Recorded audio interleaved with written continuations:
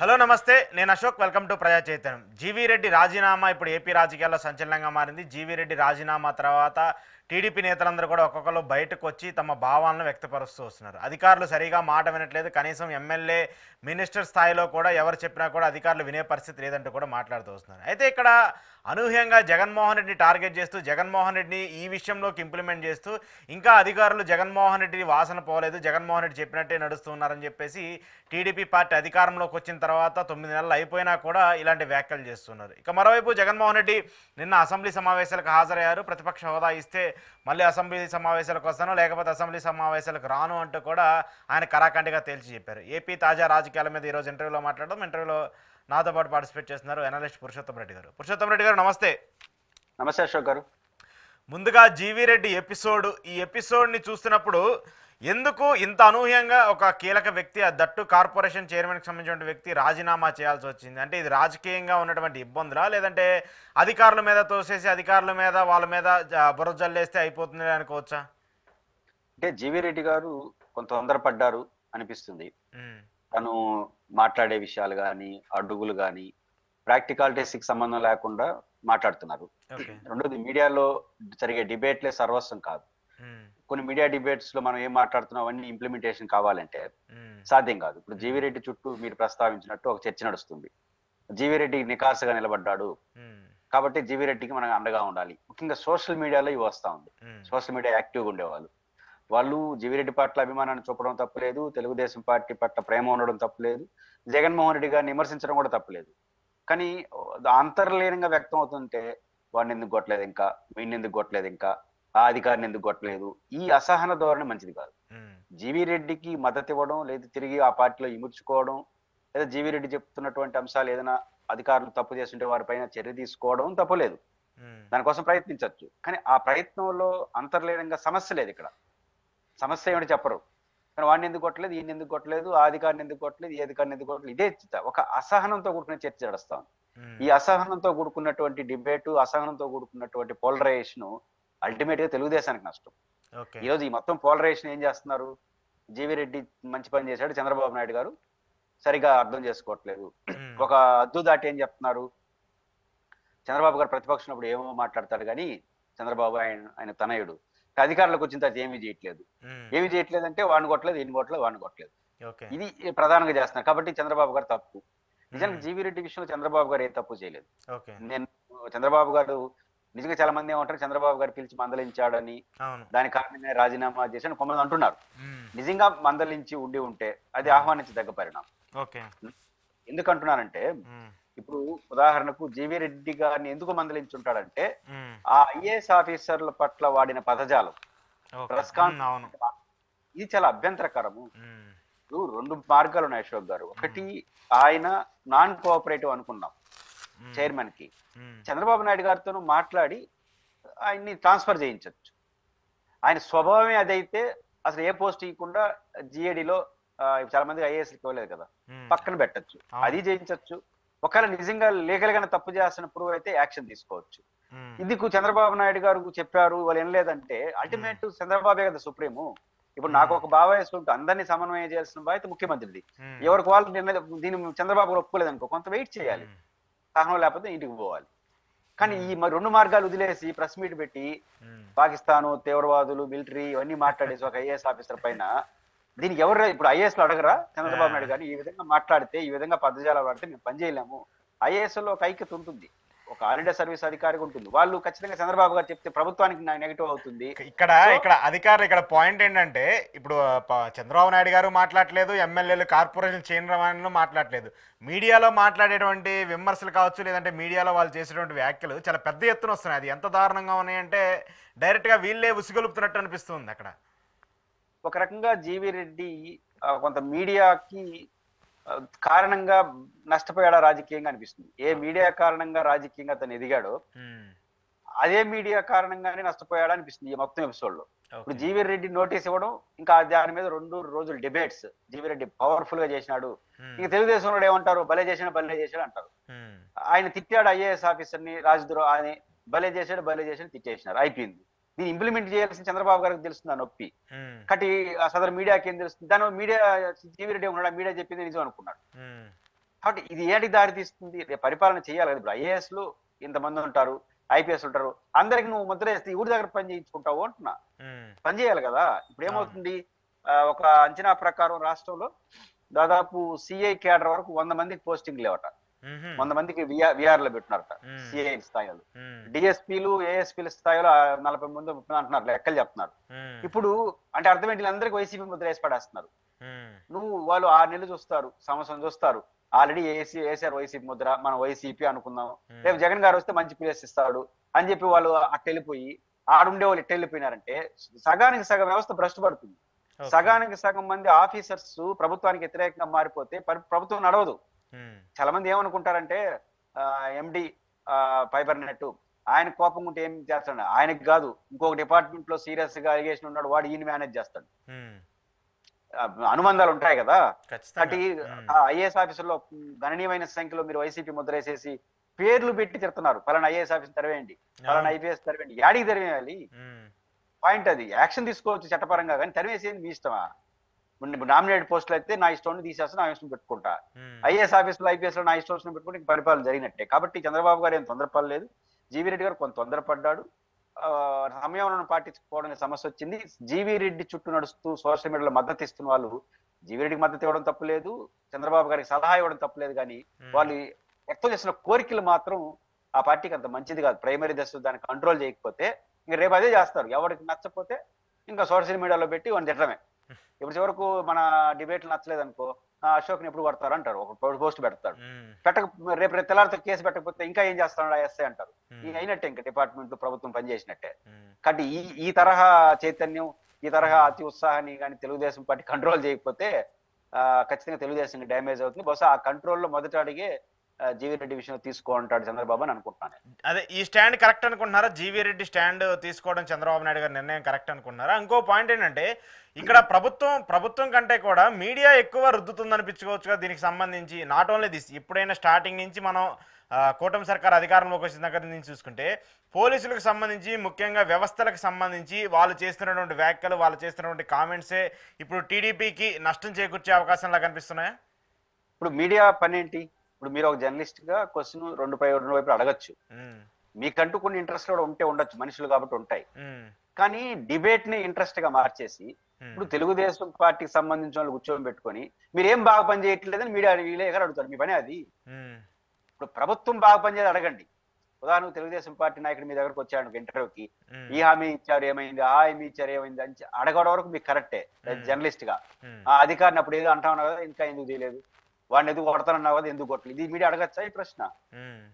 కాబట్టి ఇప్పుడు మీడియా డిబేట్లంతా సాయంత్రం చూస్తే ఏమవుతుందంటే మార్గనిర్దేశం చేస్తున్నారు తెలుగుదేశం పార్టీ అని కూర్చోబెట్టుకొని. ఏమని ఇంకా ఏం పెడుతున్నారు, వాడిని ఎందుకు కొట్టలేదు, వీడిని ఎందుకు కొట్టలేదు, వీళ్ళు జర్నలిస్ట్ అడుగుతున్నారు.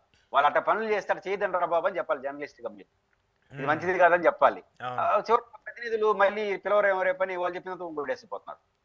దాని ప్రభావం ఈ సోషల్ మీడియా పడిపోయింది. ఇప్పుడు సోషల్ మీడియా వాళ్ళు జీవీ రెడ్డి ఇప్పుడు వాళ్ళకి ఒక అంతర్జాతీయ ప్రతినిధిగా మారిపోయి తెలుగుదేశం పార్టీని ఇబ్బంది పెట్టే పరిస్థితి తీసుకురావద్దు. ఖచ్చితంగా జీవీ రెడ్డి రాజకీయాల్లో ఉండాలని నేను కోరుకుంటే, ఆయనకి ఇష్టం వచ్చిన రాజకీయాల్లో ఉండొచ్చు. యంగ్ చదువుకున్నవాడు, వాళ్ళందరూ రాజకీయాల్లో ఉంటే మంచి ఏదో చేయాలని తపన ఉన్నవాడు. అట్లాంటి వాళ్ళు రాజకీయాల్లో ఉండాలి, రాజకీయాలు చేయాలి. ద సేమ్ టైం ఇట్లాంటి దుందుడు చర్యలు అనేది ఆయనకి మంచిది కాదు, ఆయన ఉన్న పార్టీకి కూడా మంచిది కాదు. ఓకే, జగన్మోహన్ రెడ్డి అధికారులు ఇంకా నిజంగానే ఉన్నారా? ఒకవేళ అధికారులు ఉంటే 9 నెలలు అయిపోతుంది ప్రభుత్వం వచ్చి, ఇంకా అధికారుల మీద జగన్మోహన్ రెడ్డికి సంబంధించిన పేరు పెట్టి ఎందుకు జగన్మోహన్ రెడ్డిని టార్గెట్ చేస్తూ మాట్లాడటము? ఇటీవల నేను చూశాను, నేను నిన్న మొన్న డిబేట్లో కావచ్చు, టీడీపీ సంబంధించిన మీడియాలో డైరెక్ట్గా ఎమ్మెల్యేలు, సాక్షాత్తు మంత్రులు కూడా కొంతమంది ఇంకా ఉన్నారు, ఆ వాసనలు ఇంకా పోవట్లేదు అని చెప్పేసి వాళ్ళే డైరెక్ట్గా మాట్లాడుతున్నారు. అంటే అధికారుల చేత పని చేయించుకోవడం ప్రభుత్వానికి సంబంధించిన వ్యక్తులకి సరిపోవట్లేదా, లేదంటే వాళ్ళు వినట్లేదా? అధికారుల వ్యవస్థలో మీరు జర్నలిస్టు, నేను అనలిస్ట్ గా ఎంత చెప్పుకున్నా, రాజకీయ వ్యవస్థలో ఉన్నప్పుడు మనకు కొన్ని అభిప్రాయాలు ఉంటాయి. సహజం. మనకు ఉండకపోతే ఎవరికి ఉండాలి? 24 గంటలు రాజకీయాల గురించి చర్చించుకుంటా, రాజకీయాల పైన మనకంటూ అభిప్రాయం ఉండదా? ఖచ్చితంగా ఉంటాయి, అభిమానాలు కూడా ఉంటాయి. ఐఏఎస్ ఆఫీసర్లకు కూడా రాజకీయ వ్యవస్థలో పనిచేసే క్రమంలో ఒక ముఖ్యమంత్రి పట్ల ఒక మంచి అభిప్రాయం, ఇంకొక ముఖ్యమంత్రి పట్ల ఇది కరెక్ట్, ఇట్లాంటివి ఉంటాయి, రాగదేశాలు ఉంటాయి. దీన్ని మనం ఏం చేయలేం. అయితే వారి పరిపాలనలో దాన్ని చొప్పిస్తున్నారా అని చూడాలి. తమ అభిప్రాయాలను ఐఏఎస్ ఆఫీసులు పరిపాలనలో చొప్పించేట్టుగా ఉంటే ఖచ్చితంగా ఆ ఐఏఎస్ ఆఫీసర్లను తప్పట్టాల్సిందే. ఓకే. అయితే ఇక్కడ వాళ్ళ అభిప్రాయాలు చొప్పిస్తున్నట్టుగా మనకి ఎక్కడ కనపడలేదు. హ్మ్. మనకు వాళ్ళ ఆరోపణలు అంతా ఏం కనిపిస్తున్నాయి? పలానా ఆఫీసర్ అప్పుడు జగన్మోహన్ రెడ్డి గారికి అనుకూలంగా ఉన్నాడు. వాడిని ఎత్తుకుపోయి లోపలేయలేదు. హ్మ్. ఇది చర్చ. ఇది ఆయనకి సాధ్యం కాదు. నీ ఇష్టం కాదు కదా లోపలేసేయడం. హ్మ్. దానికి ఒక ప్రాసెస్ ఉంటుంది. దానికి ఒక ఇప్పుడు టీటీడీలో కొంతమంది అధికారుల పైన విజిలెన్స్ నోటీస్ ఇచ్చారు. ఎందుకు ఇచ్చారు? విజిలెన్స్ నోటీస్ ఇచ్చి విచారించి ఏదైనా తప్పులు జరిగితే విజిలెన్స్ యాక్షన్ తీసుకుంటుంది. ఓకే. కానీ పలానా అధికారి మీద నాకు ఆల్రెడీ అభిప్రాయం విజిలెన్స్ ఏంది మధ్యలో తొక్క? హ్మ్. మహేష్ బాబు గారు పోకే సినిమాలో ఎప్పుడు వచ్చాం కాదు దిగిందా లేదా బుల్లెట్ అంటాడు. సినిమాలో బాగుంటుంది అది. హ్మ్. పవర్ లోకి వచ్చేసాం కదా ఇంకా ఏంది విచారణ తొక్కలో విచారణ వేసేయండి అన్నట్టు ఉంది వాళ్ళ వ్యవహారం. హ్మ్. అది ఎట్లా సాధ్యం అవుతుంది? రేపు వాళ్ళు వేస్తే రేపు ఇంకొకరు వేయరు అట్లా. హ్మ్. కాబట్టి ఈ జగన్మోహన్ రెడ్డి అధికారులు ఉన్నారనుకుంటే చంద్రబాబు నాయుడు గారికి అనుకూలంగా ఉండే అధికారులు జగన్ గారితో పోల్చుకుంటే ఎక్కువ ఉండాలి. ఓకే. ఎందుకు? ఆయన 15 ఏళ్ల ముఖ్యమంత్రి హ్మ్. ఈ రాష్ట్రానికి. హ్మ్. 15 ఏళ్ల ముఖ్యమంత్రి అని ఇంకా ఎక్కువ ఇన్ఫ్లుయెన్స్ చేస్తుంటాడు. జగన్ గారు కేవలం 5 ఏళ్లే. ఒకసారి తండ్రిని లెక్కేస్తుంటే 10 ఏళ్లు. హ్మ్. 10 ఏళ్లు ముఖ్యమంత్రి కావాల్సిన జగన్మోహన్ రెడ్డి గారికి అది అధికార యంత్రాంగంలో పట్టున్నప్పుడు ఇప్పుడు 15 ఏళ్లు ఇప్పుడు ఒక 20 ఇంకో 5 ఏళ్లు 20 ఏళ్లు. ఈయనకి పట్టు లేకుండా ఎట్టుంటుంది? హ్మ్. ఖచ్చితంగా పట్టు ఉంటుంది. వీళ్ళు పట్టు లేదనే తేడంటే వీళ్ళు కొన్ని కోపతాపాలు ఉన్నాయి కదా! హ్మ్. కోపతాపాలు విచారణతో సంబంధం లేకుండా ఏసేయమంటున్నారు. ఓకే. అది సాధ్యం కాదు. వ్యవస్థలో అది కుదరదు. కాబట్టి వాళ్ళకున్న కోపతాపాలు ప్రదర్శించడం కోసం ఒక్కటి చెప్పండి. ఈ ప్రభుత్వ ప్రాధాన్యతలో వాళ్ళు అనుకున్న రాజకీయ నిర్ణయాల్లో అదే సంక్షేమ పథకాల అమలు కావచ్చు, బడ్జెట్ నిర్ణయాలు కావచ్చు, ప్రజలకు సేవ చేసే మీరు అనుకున్నారు కదా! ఈ కార్యక్రమం అనేది ఎక్కడైనా పలానా ఐఏఎస్ ఆఫీసర్‌ని లేపటం వల్ల, పలానా ఐఏఎస్ ఆఫీసర్ మోకాలడ్డడం వల్ల ఆగిందని ఒకటి చెప్పండి. ఎందుకుంటది డిబేట్ అది? లేదు. ఆ! లేదు కదా! మరి హ్మ్. ఏమి లేదంటే నేను చెప్పాను కదా! మనకు కొన్ని రాగద్వేషాలున్నాయి. వాడిని ఏసేయాలనుకున్నాం కదా! హ్మ్. ఇంకా ఈ ఆఫీసర్ ఎయలేదేంది? ఈ డీఎస్‌పీ దీన్ని ఈ తరహా దాన్ని ఎవడేం చేయలేడు. ఇది ఎంత ఎక్కువ మాట్లాడితే హ్మ్. ఒకరోజు జర్నలిస్ట్‌గా మిమ్మల్ని మీరు వైసీపీ అనుకూలం అంటాను. హ్మ్. లేదయ్యా అంటావు. హ్మ్. రెండోసారి అంటావు. ఇంక డిబేట్ అంతా నేను మొదలెట్టుకో అవునయ్యా నేను వైసీపీ. నువ్వు అడిగిన దానికి సమాధానం చెప్పు అంటావు. హ్మ్. ఒక దశ దాటితే ఎవడైనా అదే అంతే. అదే అదే అదే ఇక్కడ పాయింట్ కూడా అదే. ఇప్పుడు పద్దాకలు మీరు వైసీపీ అధికారులు జగన్మోహన్ రెడ్డి అధికారులు ఉంటే ఇంక వాళ్ళకు కూడా చిరాకు వచ్చి విరక్తి వచ్చేస్తుంది కదా. చిరాకొచ్చి విరక్తొచ్చే దశకి ఇంకా రాలా. ఆ. వచ్చేసిందనుకో వాళ్ళేం మనలాగా ఉపన్యాసాలు చెప్పరు. ఉమ్. సైలెంట్‌గా ఉండి చేయాల్సిన పనులు చేసేస్తారు. జస్ట్ ప్రభుత్వం దగ్గర ఉన్న సమాచారం ఇచ్చేస్తే అయిపోయింది ప్రభుత్వం పని. ఆ. కాబట్టి అధికార యంత్రాంగం పైన తప్పు చేస్తుంటే చర్య తీసుకోండి. ఓకే. నాన్ కోఆపరేషన్ అయితే వాళ్ళకి తగిన ప్రాధాన్యత లేని పోస్టులో పెట్టండి. ఇంకా ఇతను ఐఏఎస్ ఆఫీసర్ సరిగ్గా లేడనుకుంటే వీఆర్‌లో పెట్టండి. ఓకే. ఈ పని చేయాలి తప్ప మీకున్న కోపతాపాలు మీడియాలో చర్చిస్తే వాళ్ళు రాటు తేలుతారు. ఉమ్. తెగిస్తారు. ఆ తెగింపు వచ్చిన తర్వాత వాళ్ళు ఎట్టా మీకు నెగెటివ్‌గా ఉంటారు. ఆల్రెడీ ఉండారు కదా మీకు ప్రభుత్వానికి బాగా పనిచేసేవాళ్ళు. వాళ్ళకి కూడా ఒక అనుమానం. ఈరోజు వాళ్ళని చెప్తున్నామే రేపు జగన్ వస్తే మమ్మల్ని వాయిస్తాడేమో. ఉమ్. కాబట్టి ఇద్దరు వేరు వేరు ఇద్దరు స్వభావాలు వేరు. చేసే పని మాత్రం మనకెందుకులే అని మీకున్న దగ్గర వాళ్ళు పనిచేస్తారు. వీళ్ళ సంగతి తేలుదాం అంటారు. 2 నష్టం కదా మీకు. ఉమ్. అవును. కాబట్టి అది ఈ తరహా రాజకీయాలు అంత మంచిది కాదు. Okay. Okay. So Jaganmohan Reddy గారు అసెంబ్లీకి సంబంధించిన అంశం ఏంటి? ఇంకా ఆయన ఆల్మోస్ట్ ఇంకా రానని చెప్పేసి నిన్న ప్రకటించేశారు.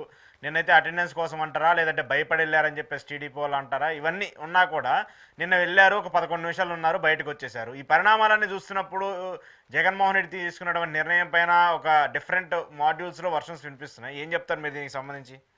ఫస్ట్ పాయింట్ ఏంటంటే జగన్మోహన్ రెడ్డి గారు భయపడి అసెంబ్లీకి ఒకరోజు సంతకం పెట్టేసిపోయాడా? ఇప్పుడు చర్చ ఉమ్. అంతా అదే. ఉమ్. అంటే డిస్క్వాలిఫికేషన్ అయిపోతాడు, అవును. భయపడిపోయినాడు అని. ఆ ప్రసక్తే లేదు. ఉమ్. 2 కారణాలు ఇచ్చా. జగన్మోహన్ రెడ్డి వ్యవహార శైలి ఎవరైనా చూస్తే ఆయన ఆయన భయం అనేది ఆయన బ్లడ్ లో లేదు. ఈ భయం బ్లడ్ లో ఉండదు. అట్లాంటి మాటలు మనం మాట్లాడలేం కానీ ఉమ్. భయం అన్నది జగన్మోహన్ రెడ్డి గారు చేయడు. ఉమ్. చేసేట్టుగా అంటే వైఎస్ఆర్ కాంగ్రెస్ పార్టీ స్థాపించి ఉండేవాడు కాదు. ఓకే. కాబట్టి భయపడే మనస్తత్వం కాదు. ఉమ్. నెంబర్ 1. నెంబర్ 2, డిస్క్వాలిఫై కోసమే అసెంబ్లీకి పోయాడు జగన్ అనుకుంటే ఇంకొక 1 ఇయర్ తర్వాత అసెంబ్లీకి పోయినా జగన్మోహన్ రెడ్డి గారి నాయకత్వం వైసీపీ ఎమ్మెల్యేలు డిస్క్వాలిఫై కారు. అవును. ఎందుకంటే as per norms 60 days 16 working days of assembly కంటిన్యూగా ఆబ్సెంట్ అయితే వారిని డిస్క్వాలిఫై చేయొచ్చు, అవును. రద్దు చేయొచ్చు అసెంబ్లీ. ఇప్పటికీ వైసీపీ ఆబ్సెంట్ అయింది కేవలం 15 రోజులే. ఉమ్. 1 ఇయర్ అయిపోయిందని చాలా మంది భ్రమల్లో ఉంటారు. చాలా మంది తెలియదు. ఆ మీడియా ఇవన్నీ చెప్పకుండా ఉమ్. అయిపోయింది జగన్ అంటున్నారు. ఉమ్. ఇప్పటి వరకు జగన్మోహన్ రెడ్డి గారు నాయకత్వం వైసీపీ ఎమ్మెల్యేలు ఆబ్సెంట్ అయింది కేవలం 15 రోజులే. ఉమ్. మీరు వాళ్ళ డిస్క్వాలిఫికేషన్ అనే చర్చ ప్రారంభించాలంటే ఇంకా 45 రోజులు ఆబ్సెంట్ కావాలి. ఇంకా ఓకే. 45 రోజులు ఆబ్సెంట్ అయినా కూడా 45 రోజులు ఆబ్సెంట్ అయితే ఆ తర్వాత నోటీస్ చేయొచ్చు. ఉమ్. అంటే 45 రోజులు ఇంకా ఉంది. 15 రోజులు ఆబ్సెంట్ గా భయపడిపోయి వెళ్ళిపోతారా? ఉమ్. అంటే ఎట్లా అంటే ఫస్ట్ 2 రోజులు సమావేశం జరిగింది. ఆ రెండింటికి పోయిన రోజులు. ఎందుకంటే ప్రమాణ స్వీకారాలవి. తర్వాత 5 రోజులు జరిగింది. 5 రోజుల్లో మొదటి రోజు పోయినారు. మిగతా 4 రోజులు పోలా. ఉమ్. ఆ తర్వాత 11 రోజులు అసెంబ్లీ జరిగింది. ఈ 11 రోజుల్లో 11 రోజులు పోలా. ఇప్పుడు ఎన్ని రోజులు కంటిన్యూగా ఆబ్సెంట్ అయినట్టు? 15 రోజులు. ఇంకా 45 రోజులు కంటిన్యూగా ఆబ్సెంట్ అయిన తర్వాతనే యాక్షన్ తీసుకునే అవకాశం ఉంటుంది. ఇప్పుడు ఈ సమావేశాలు, అసెంబ్లీ సమావేశాలు 21 అంటున్నారు మార్చి. మొత్తం లెక్కేసుకుంటే వర్కింగ్ డేస్ 20 రోజులు వస్తుంది అశోక్ గారు. ఈ 20 రోజులు జగన్మోహన్ రెడ్డి మన పోకుండా 20 రోజులు కూడా జగన్మోహన్ రెడ్డి గారు ఆబ్సెంట్ అయినారు అనుకోండి, ఎన్ని రోజులు అవుతుంది? 35 రోజులు అవుతుంది. మళ్ళీ జూన్ జూలైలో ఒకసారి, నవంబర్ లో ఒకసారి, మొత్తం కలిసి 20 రోజులు జరగదు. అప్పుడు 50 రోజులే. అంటే వచ్చే మార్చిలో జరిగే బడ్జెట్ సమావేశానికి జగన్ హాజరై ఉన్నా డిస్క్వాలిఫై కాదు. మరి ఇంకా 1 year ఈ రోజు ఎందుకు పెరుగుతుంటాడు? అది కరెక్ట్ కాదు. కాబట్టి జగన్మోహన్ రెడ్డి గారు డిస్క్వాలిఫై భయానికి ఈ రోజు పోవచ్చు. డిస్క్వాలిఫై భయం ఉన్నా అది వచ్చే మార్చి వరకు అవకాశం ఉందండి యాజ్ పర్ యాక్ట్. కాబట్టి అది అర్థం లేని మాటలు. ఎందుకు పోయాడు జగన్మోహన్ రెడ్డి గారు? నేనైతే ప్రైమరీగా జగన్మోహన్ రెడ్డి గారు అసెంబ్లీకి పోవాలని కోరుకుంటా, ప్రతిపక్షం ఇయ్యకపోయినా పోవాలని అంటాను. ఆ పేరుతో పోకుండా అంటాను, దట్ ఈస్ డిఫరెంట్ ఇష్యూ. కానీ జగన్మోహన్ రెడ్డి గారి ఉద్దేశం ఏంటి? ప్రతిపక్షం అనే దాన్ని వాళ్ళు ఇవ్వలేదు కావాలని, దురుద్దేశాలు ఉన్నాయి, వాళ్ళు చెప్పింది డొల్లా అని చెప్పడం కోసమే అసెంబ్లీకి వెళ్ళాడు. అక్కడికి వెళ్ళి చూపించడానికి వెళ్ళారంటారా? ఖచ్చితంగా వెళ్ళాడు. పనులుగా సంతకం పెట్టుంటారు. పాయింట్ ఏంటి? సంతకమే అనుకుంటే వచ్చే మార్చికి పెట్టినా ఏం కాదు అంటున్నా. కాబట్టి ఇంకెందుకు ఇంకో 3 అసెంబ్లీ ఎగ్గొట్టుంటే ఏం చేస్తుంటారు? ఆయనకు 2 ఏళ్ళు అయిపోతుంది ప్రభుత్వం వచ్చి కూడా. కాబట్టి ఇది ఒక పాయింట్ ఉంది. రెండవ పాయింట్ ఏంటంటే, ఈరోజు జగన్మోహన్ రెడ్డి గారు ఏదైనా మాస్టర్ ప్లాన్, ఆయన మొండిగా ఉంటాడు కానీ బాగా స్టడీ చేస్తాడు. వీళ్ళు 10% మంది ఉండాలి కదా అని బండ సిద్ధాంతంతో మాట్లాడుతున్నారు. అది 10% అనేది సిద్ధాంతమే కాదని అందరూ ఇప్పుడు ఒప్పుకుంటున్నారు. అది జగన్ గారి టాక్టిక్స్ ఏంటంటే, 10% అనేది కాదే కాదు, వీళ్ళు ఇవ్వదలుచుకోలేదు అది చెప్పదు. ఎందుకంటే అసెంబ్లీ రూల్స్ ప్రకారం రాజకీయంగా అధికార పార్టీకి భిన్నాభిప్రాయం కలిగి ఉండాలి, వ్యతిరేక గ్రూప్ ఉండాలి, ఉన్న గ్రూపుల్లో మేజర్ గ్రూప్ గా ఉండాలి. 2-3 గ్రూపులు ఉంటే మూడో పాయింట్ స్పీకర్ గుర్తించాలి. మన దేశంలో అశోక్ గారు ఇప్పుడు ఉదాహరణకు ఢిల్లీ అసెంబ్లీలో ఆప్ ముఖ్యమంత్రిగా ఉన్నప్పుడు 3 ఎమ్మెల్యేలు ఉన్న ముగ్గురు ఎమ్మెల్యేలు ఉన్నారు. వాళ్ళకి ప్రతిపక్ష హోదా ఇచ్చినారు. మొత్తం 10% రూల్ అయితే 7 మంది ఉండాలి, ఎందుకంటే 70 మంది ఎమ్మెల్యేలు. ఎక్కడ పోయిందుకు పోతారు? మన రాష్ట్రంలో, ఉమ్మడి రాష్ట్రంలో, ఇడిపోయిన తెలంగాణలో ఎన్ని జరగలేదు? తెలంగాణలో బీఆర్ఎస్ పార్టీ అధికారంలో ఉన్నప్పుడు కాంగ్రెస్ అపోజిషన్ ఉండింది, బట్టి విక్రమార్క గారు. కానీ కాంగ్రెస్ నుంచి ఒక వలస ఏర్పడిన తర్వాత 6 మందికో పడిపోయినారు. పడిపోయినప్పుడు 7 మంది ఉన్నటువంటి ఎంఐఎంకి అపోజిషన్ ఇచ్చాడు. 7 మంది. ఎంతమంది ఉండాలి అపోజిషన్? తెలంగాణ లెక్క ప్రకారం 10% 12 మంది ఉండాలి. 119 కాబట్టి 12 మంది ఉండాలి. మరి 12 మంది ఉండాలనేది 10% అయితే ఇప్పుడు 7 మంది ఉన్న ఎంఐఎంకి ఎందుకు ఇచ్చింది? ఆ తర్వాత ఒక్క భారత పార్లమెంట్ లో మాత్రం రాహుల్ గాంధీ గారికి 10% లేదని 2 సార్లు లేదు. మొన్న ఈసారి ఇచ్చారు. అదర్ దెన్ భారతదేశంలో చాలా రాష్ట్రాల్లో 10% సంబంధం లేకుండా. ముందు కూడా బీజేపీకి 2 ఎంపీలు ఉన్నప్పుడు కూడా ప్రతిపక్ష హోదా ఇచ్చారని చెప్పేసి ఒకటి ఉంది కదా. షేర్ కాదు, తెలుగుదేశం పార్టీ ఒకనొక టెక్నికల్ ప్రతిపక్షం అయింది. పర్వతనేని ఉపేంద్ర లోక్సభలో. అప్పుడు ఎవరు లేరు, కాంగ్రెస్ ఒకటే ఉండింది. కాబట్టి 40, 25, 30, 40 వచ్చినట్టున్నాయి తెలుగుదేశం, రామారావు గారు పార్టీ పెట్టినప్పుడు. పర్వతనేని ఉపేంద్ర గారు లీడర్ ఆఫ్ అపోజిషన్ అయిపోయాడు. కానీ ఉండాల్సినంత 500 చిల్లరగా 54 ఉండాలి, అయిపోయాడుగా. అంటే చాలా ఉదంతాలు ఉన్నాయి. అంటే 10% అనేది రూల్ కాదు, 10% అనేది సాంప్రదాయం కూడా కాదు, అమలవుతా ఉంది చాలా రాష్ట్రాల్లో, నేను కాదను. కానీ అది రూల్ కాదు, చట్టంలో లేదు. సాంప్రదాయం కాదు, ఢిల్లీలో ఇచ్చారు, తెలంగాణలో ఇచ్చారు, పార్లమెంట్ లో ఇచ్చారు కదా. కాబట్టి ఇస్తున్నారు 10% లేకుండా. కాబట్టి ఇప్పుడు రెండోది, ఈ డొల్లతనంతో పాటు స్పీకర్ గారు కార్యాలయం కానీ అందరూ ఏం మాట్లాడుతున్నారు? రూల్స్ ప్రకారం ఎవరయ్యా అంటున్నారు. మరి రూల్స్ ఎవరైనా విషయం హైకోర్టుకి ఎందుకు చెప్పట్లేదు? ఇప్పటికి 6 నెలలు 7 నెలలు అయింది. నోటీస్ ఇచ్చింది కదా హైకోర్టు దీనిపైన స్పందించమని, ఇంతవరకు ఆన్సర్ చేయలేదు. అంటే నిజంగా 10% రూల్ అయినప్పుడు కోర్టుకి చెప్పలేరా? అసెంబ్లీలో చెప్తారు, బయట మాట్లాడతారు, ఏవో మాట్లాడుతున్నారు, ఆడేందుకు మాట్లాడు. కాబట్టి ప్రతిపక్ష నాయకుడి విషయంలో అధికార పార్టీ చేస్తున్నవన్నీ ఆరోపణలన్నీ లీగల్ కాదు. వీళ్ళు కావాలని నాకు ఇవ్వదలుచుకోలేదు కాబట్టి ఇవ్వలేదు అనేది ఎస్టాబ్లిష్ చేయడం కోసం ప్రతి సభకు వెళ్తున్నాడు ఆయన. గవర్నర్ ప్రసంగానికి అయితే గవర్నర్ చెప్తాడు ప్రతిపక్ష నాయకుడు ఏమని. ఎందుకు పోయినారంటే ఎస్టాబ్లిష్ చేయదలుచున్నారు. మీరు ఒకటి నేను ఒకటి ఎస్టాబ్లిష్ చేస్తాను. రెండోది, ఈ మొత్తం క్రమంలో పవన్ కళ్యాణ్ గారు ఎంత అందమైన అబద్ధాలు చెప్పినాడు. పవన్ కళ్యాణ్ గారు జర్మనీ గురించి, జపాన్ గురించి స్టడీ చేసినాడు, కానీ ఆంధ్రప్రదేశ్ గురించి స్టడీ చేయలే. ఆయన సమస్య అంటే ఆయన ఏంటాడు, ఆయన జపాన్ లో ఉన్నటువంటి ఎన్డీఏ గురించి కూడా స్టడీ చేస్తుంటే బాగుండేదేమో.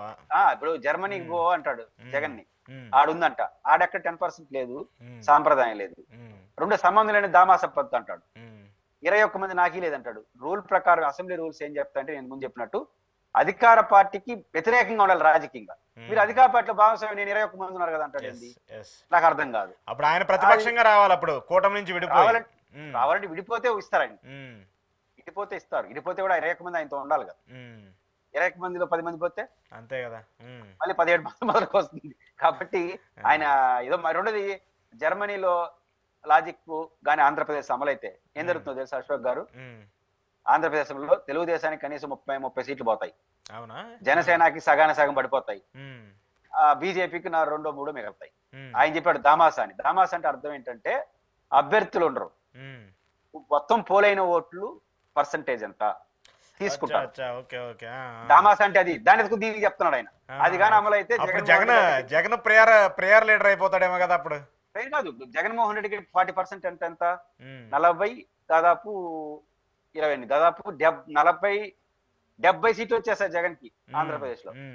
ఇప్పుడు అసెంబ్లీలో 70 సీట్లు వస్తాయి. జర్మనీని కానీ పవన్ కళ్యాణ్ తీసుకొచ్చి ఆంధ్రప్రదేశ్ లో పెడితే జగన్ కి 70 సీట్లు, ఆ పవన్ కళ్యాణ్ గారికి 5% దాదాపు తెలుగుదేశానికి 40% ఓట్లు ఏదో వచ్చినట్టు. 42 వస్తే తెలుగుదేశం పార్టీకి 80 సీట్లు వస్తాయి.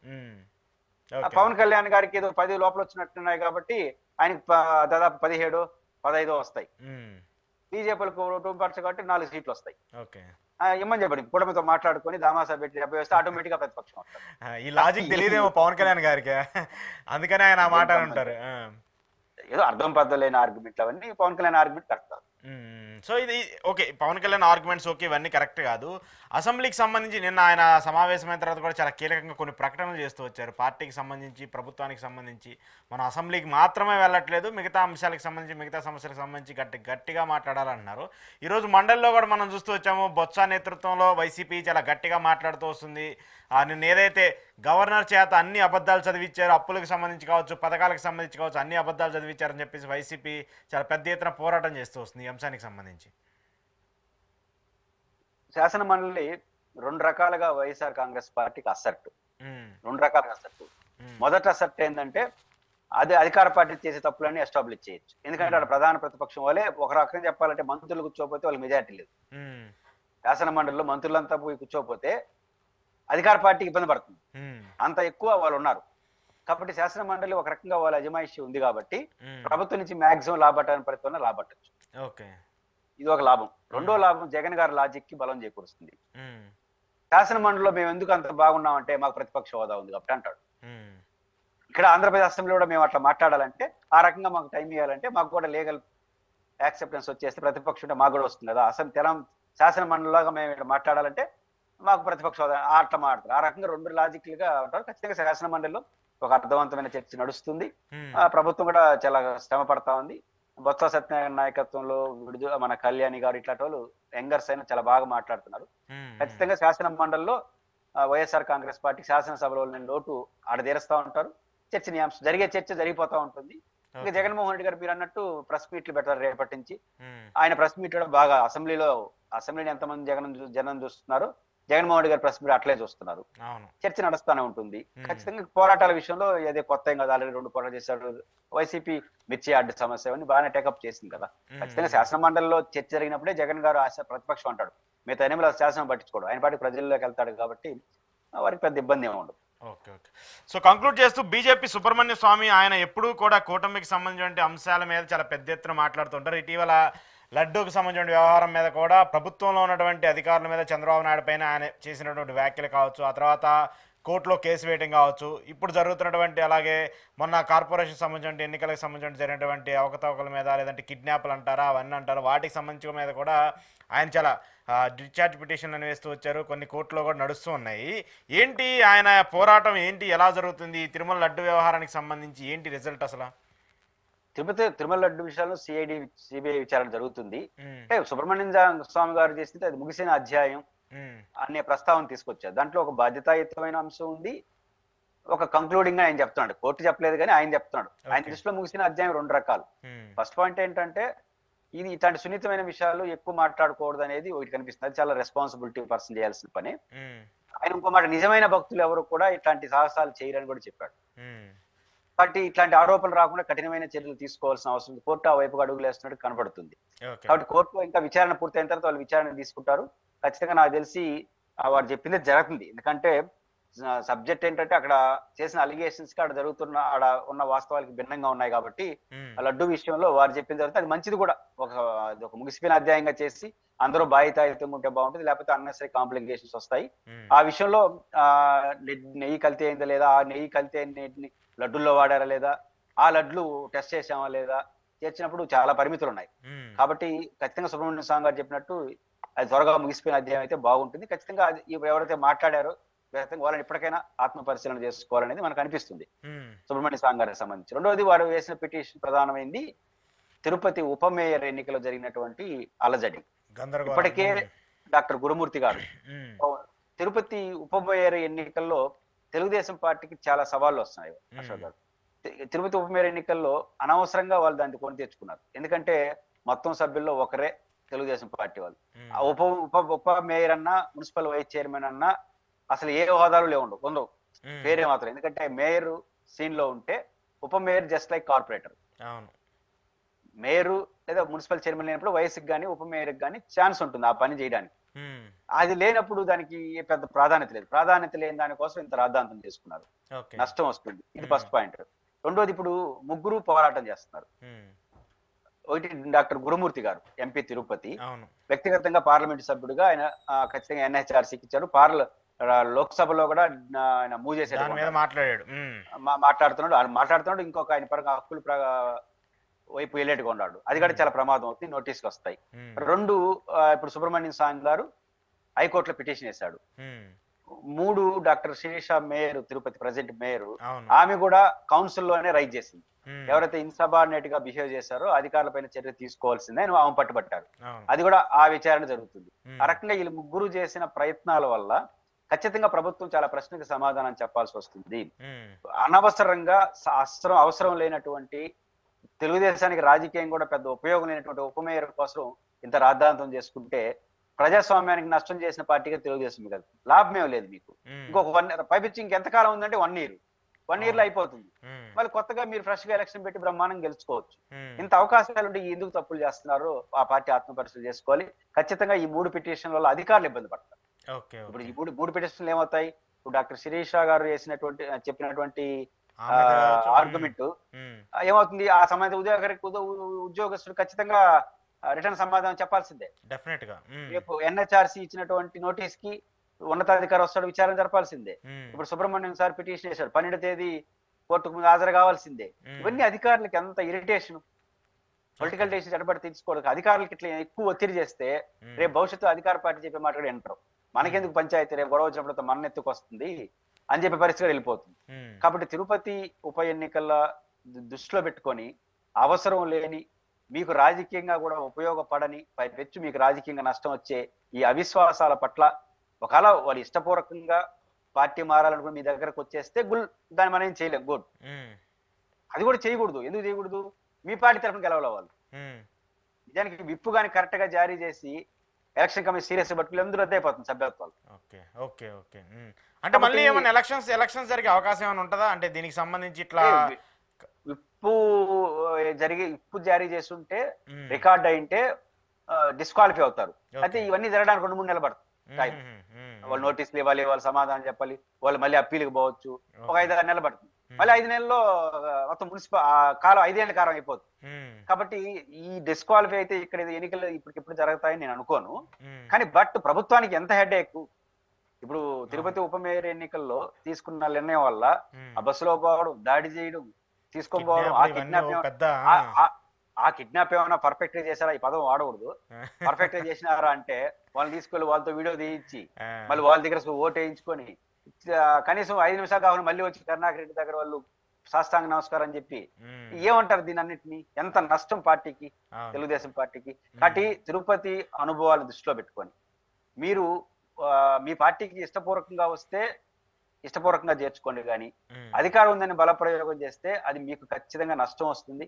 భవిష్యత్తులో మీకు లాభం అనుకుంటారు కానీ చాలా నష్టం వస్తుంది, భారం అవుతుంది. మరి భారంతోనే ముందుకెళ్తారా, ఈ భారాలను ఎత్తినేసుకోకుండా బలంగా ఉంటారనేది తెలుగుదేశం పార్టీ తెలుసుకోవాలి. చూద్దాం, ఇది అయితే చాలా కాంట్రవర్సీ సబ్జెక్టే. దీనికి సంబంధించి ఏం జరుగుతుందో గుర్తుందో sir. Thank you very much. ఇది పురుషోత్తం రెడ్డి గారితో ఈరోజు స్పెషల్ ఇంటర్వ్యూ. చూస్తూనే ఉండండి ప్రజా చైతన్యం.